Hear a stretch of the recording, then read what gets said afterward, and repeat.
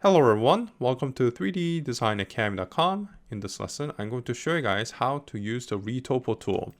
Now, the Retopo tool is probably one of the most versatile and heavily used tools available in subdivision modeling. And the reason for that is because it allows you to magnetize to a target, in this case, a scan. Now, you can find the tool over here or over here on the palette, and if you prefer to use the puck, you can find it over here. Now, before you start, I do suggest a double clicking on the tool and make sure that create history is on, because otherwise you do have to activate the tool instead of just using query edit history. Now, in order to use the tool, you have to first of all pick a target, in this case a scan. So I'm just going to click on this and I'm going to click on next. And now it says pick subdivs to project or click go. Now this only applies if you already have a subdivision body or cage that you can use, which I do have a fender piece. So what I'm going to do is I'm just going to click on this one and say go. Now if you don't have anything, you can just press go without selecting anything. But since I do have this one, I'm going to say go like this. And now you're going to get a mini pop-up menu like this.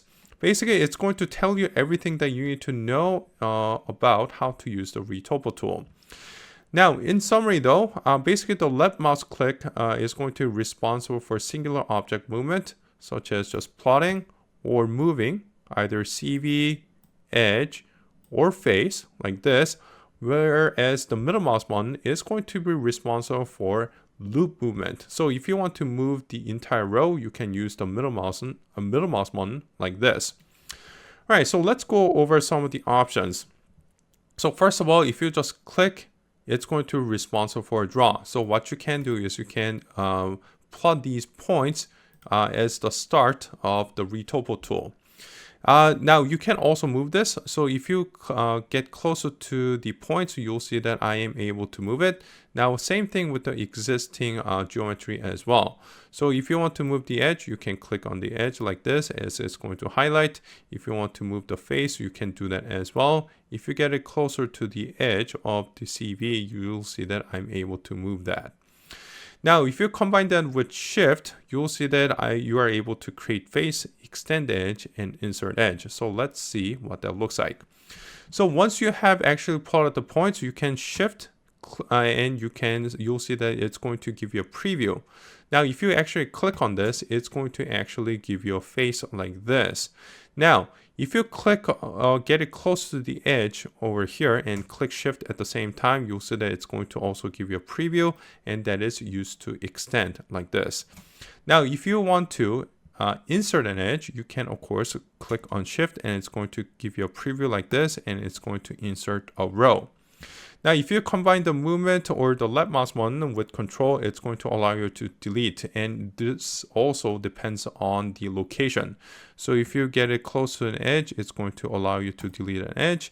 If you click on the CV over here, it's going to allow you to delete that as well. If you want to delete the entire face, you can do that by just going to the middle. And if you want to do a cut instead, you can use Control Alt. Now, when you're doing a Control Alt, you just have to, well, first of all, press Control Alt, and it's going to give you a preview like this. Now, if you prefer to use that in the middle, you can just put it in the middle, and it's going to automatically snap. If you prefer to connect it to a end or a CV, you can do that as well. But you do have to make sure that it snaps. Instead of getting close, you have to make sure that it actually snaps to a CV. Now, with the middle mouse button, you can extend in the entire row. So I'm going to, instead of using a shift left mouse button, I'm going to use shift and middle mouse button. And look at what happens. So if I were to just use a shift and left mouse button, you'll see that it's only extending one edge. Whereas if I do that with the middle mouse button, you'll notice that it extends the entire edge.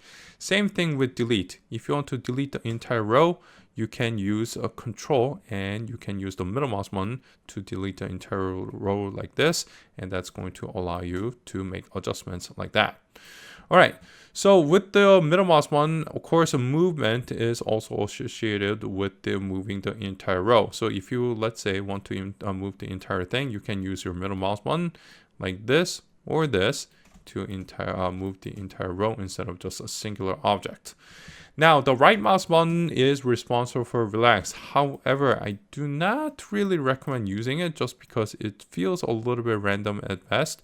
So if I just use my right mouse button like this and try to relax the shape, you can do that as well if you want to clean up the CV structure.